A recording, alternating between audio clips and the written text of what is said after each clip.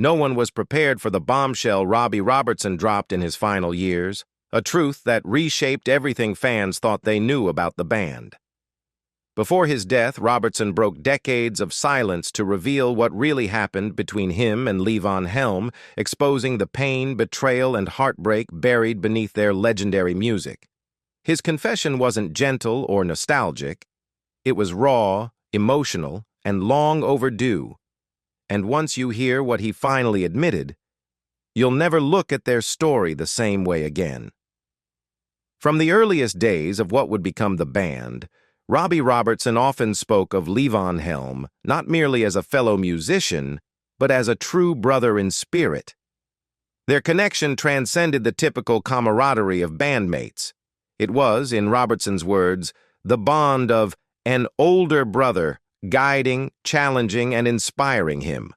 When the group was still known as the Hawks, performing alongside Ronnie Hawkins, and even during the transitional phase that solidified them as the band, Levon's presence was a cornerstone. His drumming was precise, yet soulful, grounded yet full of nuance, providing a rhythmic heartbeat that gave the other members both a foundation and a freedom to explore. Yet it was Levon's voice that truly set him apart, a voice that carried the weight of lived experience, imbued with grit, authenticity, and an almost storytelling quality that resonated deeply with Robertson. Robertson's songwriting was profoundly shaped by Levon's talents. He did not simply write songs, he sculpted them around Levon's voice, aiming to highlight its unique timbre and emotional depth. One of the clearest examples of this is "The Night They Drove Old Dixie Down," a song that has since become emblematic of the band's legacy. Robertson himself noted that he wrote it so that Levon could sing it better than anybody in the world.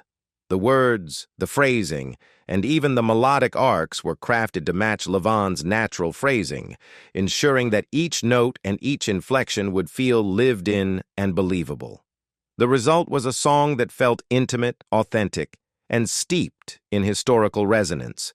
Not just a performance, but a story told through Levon's voice. Their working relationship was marked by mutual respect and understanding. Robertson admired Levon's intuitive sense of rhythm and his ability to bring emotion into every beat, every measure, while Levon appreciated Robertson's keen songwriting instincts and melodic vision. This synergy allowed the band to craft songs that were both musically sophisticated and emotionally resonant, bridging rock, Americana, and roots music in a way that felt organic and effortless. Beyond the music, the friendship between Robertson and Helm offered stability and perspective. In interviews, Robertson often reflected on how Levon's grounded presence and steadfast loyalty provided a sense of family within the pressures of touring and recording, a reminder that their music was always rooted in connection, not just craft. The songs they created together, shaped by their mutual understanding and genuine affection, endure as testaments to that early bond. Robertson's thoughtful songwriting and Levon's commanding, earthy voice fused seamlessly, producing music that continues to inspire generations. Their brotherhood, both personal and professional, was a rare alchemy in rock history, a partnership where respect, admiration, and artistic intuition coalesced to form some of the most enduring music of the 20th century. Despite the legendary chemistry that defined the band, not every aspect of their collaboration was harmonious. One of the most startling and controversial revelations came from Robbie Robertson himself, years after the group's heyday. In a 2020 interview, Robertson addressed a subject long whispered about in rock circles: the allocation of songwriting credits. He stated bluntly, "Levon didn't write songs, I gave him credit." The comment sent ripples through fans and critics alike, as Levon Helm had been widely celebrated not only for his unmistakable drumming and evocative vocals, but also for his supposed role in crafting the group's defining songs. Robertson's revelation sheds new light on the internal dynamics of the band. Although the group was structured with the expectation that all members would contribute to songwriting, Robertson contended that Levon never truly engaged in composing the music or lyrics in a formal sense. Yet, despite this, Robertson consistently shared publishing and songwriting credit with him. For Robertson, this was not a matter of legal obligation, but of loyalty and friendship. He described his approach candidly. He did stuff I didn't have to do, to be a good friend. It was a deliberate act of generosity, a way to honor the bond they shared and to ensure that Levon, the emotional and performative heart of the band, benefited from the financial and symbolic recognition of their music. This revelation reframes how some fans understand the band's creative process. Levon's powerful, emotive voice and masterful drumming were central to their sound, and his performances brought Robertson's songs to life in ways that transcended mere authorship. In many ways, Robertson's decision to credit Levon reflects an acknowledgement that music is not only written, but performed, and that the interpretation and soul a performer brings can be just as vital as the words on the page. Yet it also hints at an undercurrent of tension.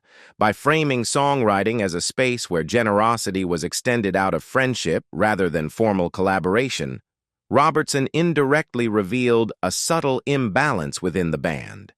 Then, Robertson has spoken candidly about the impact of Levon's drug use, framing it not only as a personal struggle, but as a corrosive force that affected the dynamics of the band. He recalled that Levon's heroin use got in the way of their brotherhood, and he reflected on the insidious nature of addiction with unflinching honesty. Heroin will let you defy the truth. I did not understand that in our brotherhood. The words reveal Robertson's sense of bewilderment and hurt, as the camaraderie and mutual trust that had defined their early years began to erode under the weight of Levon's addiction. Robertson has described a transformation in Levon over the years, a gradual hardening that accompanied his struggles.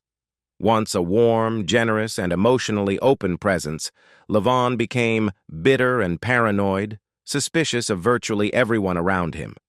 Promoters, accountants, and even fellow band members became figures of mistrust, as Levon increasingly saw potential betrayal or exploitation in every interaction.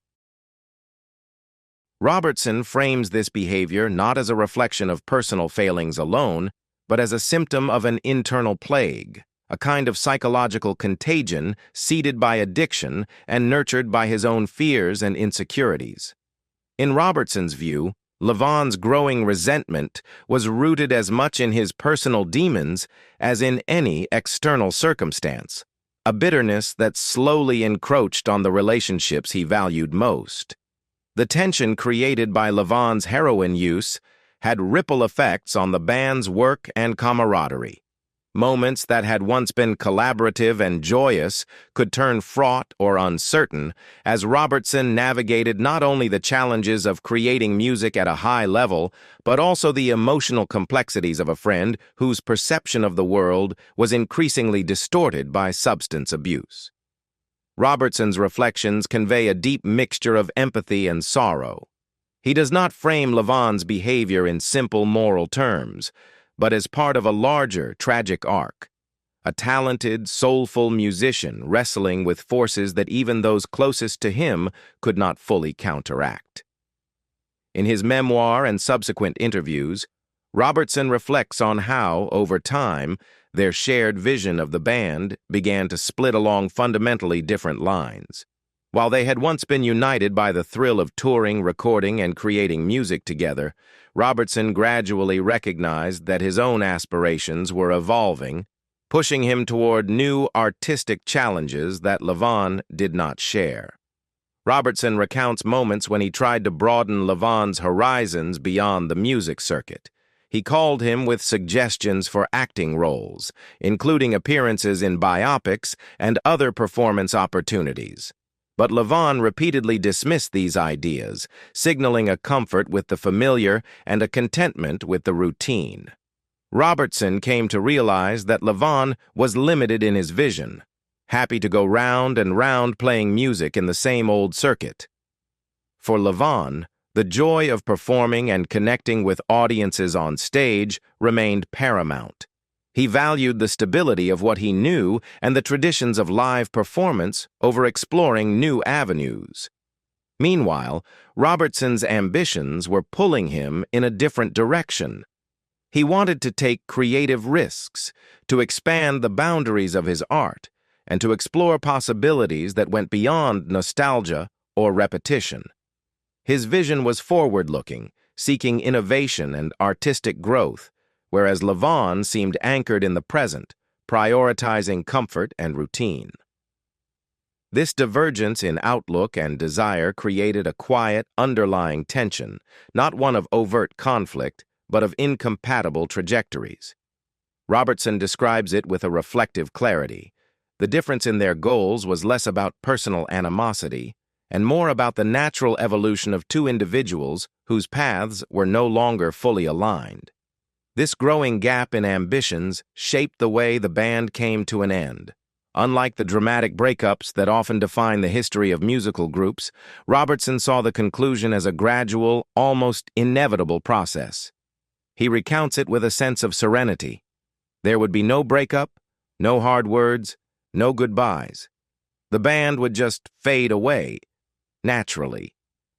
There was no confrontation or acrimony, only a recognition that the members' priorities had shifted and that the band's life cycle had reached its natural conclusion. For Robertson, this fade was not a tragedy but a reflection of reality. Sometimes creative partnerships evolve, and the end of a chapter is simply the natural progression of time and ambition. In interviews and his memoir, Robertson frames their relationship not as a battleground, but as a complicated mixture of brotherhood, admiration, and inevitable divergence. He has been explicit about this distinction, telling Dan Rather on The Big Interview, "There was no fight. It takes two people to be in a fight."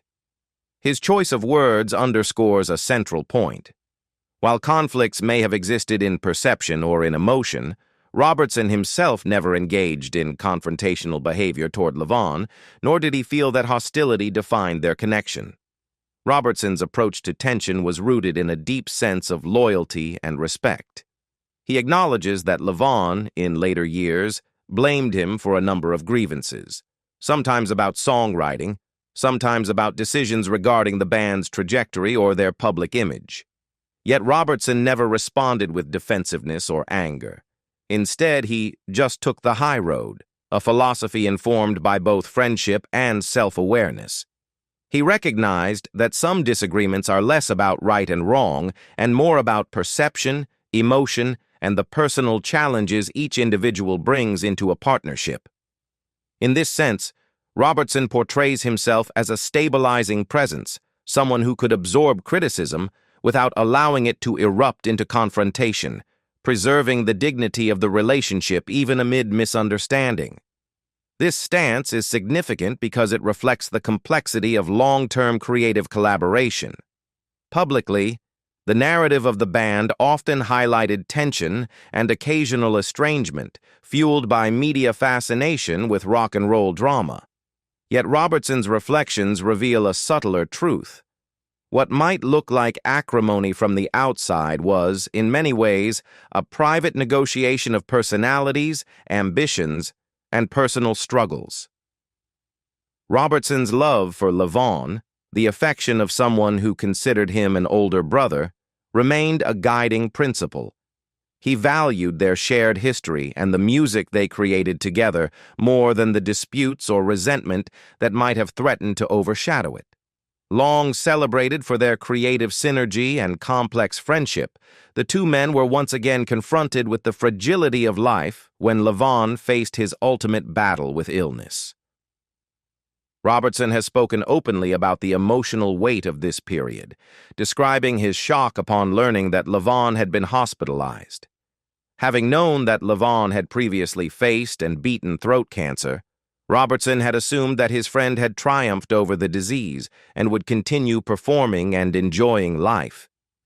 The news of Levon's hospitalization therefore struck him with unexpected intensity.